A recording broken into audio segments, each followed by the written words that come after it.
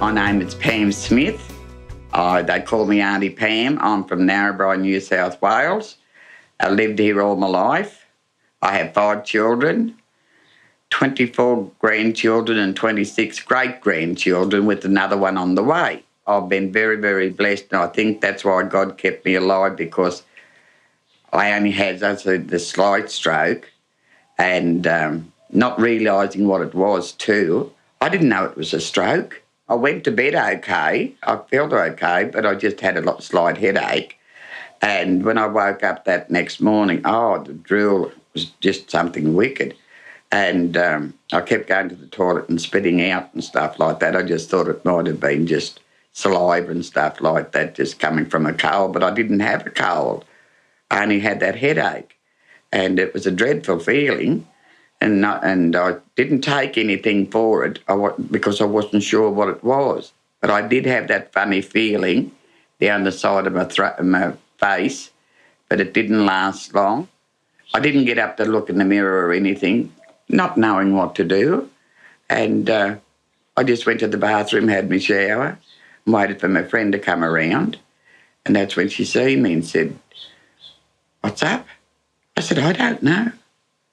I don't know. If I had some inkling, I would have rang straight up instead of going to the doctors." He took me in for 2 minutes, took one look at me and said, "Oh, you have had a TI." And I said, "Well, what's a TI?" He said, "You've had a slight stroke." And out the door in 2 minutes.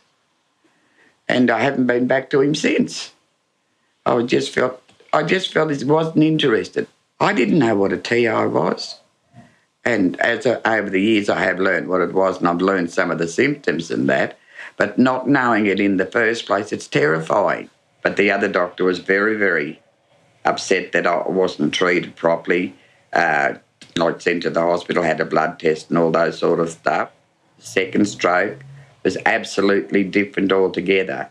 We'd been out having a smoking ceremony out at Yarry Lake, and we decided to pull up. And it was a hot day, very hot day. And we had to take our shoes off, and the ground was hot and that.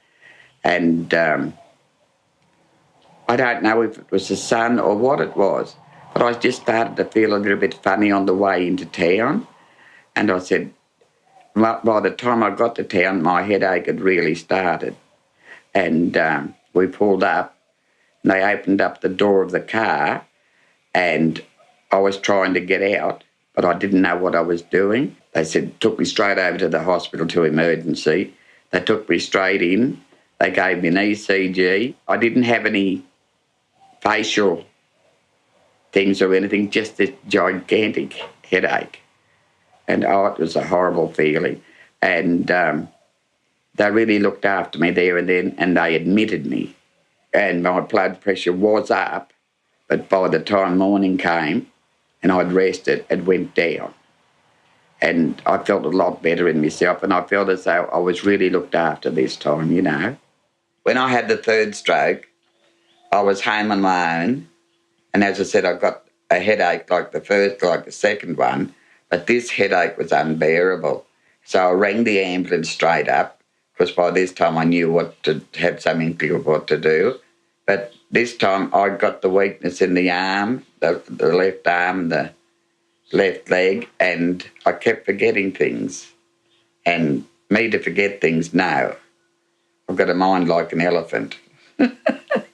Because I knew more the third time than I did the first and second time, I felt more at ease with myself. I sort of calmed myself down a bit, and I said, if I upset myself, it's not going to be any good. It's only going to bring my blood pressure and that up again. So I learned to restrain myself, but when they said they were sending me to Tamworth, I felt better too. They took me up to the stroke unit, and I felt more comfortable because I knew something more was getting done for me. I knew Narrabri had tried their best, but I knew up in Tamworth I was going to be looked after by a specialist and given the proper care. I know my body now. I know what to expect because I've learnt a lot. It's a long time since I've had the first stroke, but coming up to this point, I know a lot now. and I know to look after myself, and my little phone just knows 000 no trouble now. I don't want anybody to worry about costs. You worry about that later. At the moment, you are the most important person. You look after yourself and care for yourself first. So family, if you see something different with your nan, your mum, your uncle, your father, anybody, just have a good look at them and say, this is different. Ring 000. They're the safest ones to ring. And if the family want to ring 000, please let them. Give up the smoking. It's no good for you. It brings your blood pressure up. Take it from an old fool. Don't be frightened to ring 000. They're there to help you. You know how you're feeling. You let them know everything when you go.